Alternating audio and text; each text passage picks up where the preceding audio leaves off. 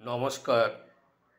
কণ্ঠ চ্যানেল থেকে আমি শ্রী জগন্নাথ বন্দ্যোপাধ্যায় আমার স্বরচিত কবিতা বন্দিনী মা আমি পাঠ করে শোনাচ্ছি। বন্দিনী মা।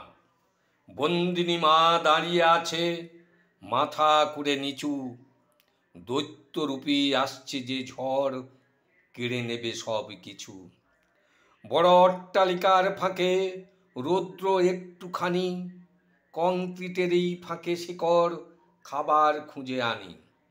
অপুষ্টিতে রুগ্ন শরীর পায় না খেতে মা, বাচ্চাদের খাইয়ে পরে বাঁচলে তবে খা।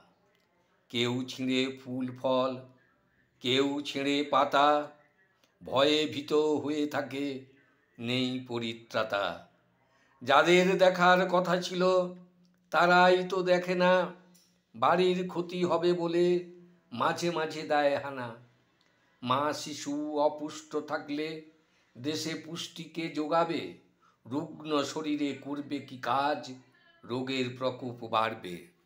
নমস্কার।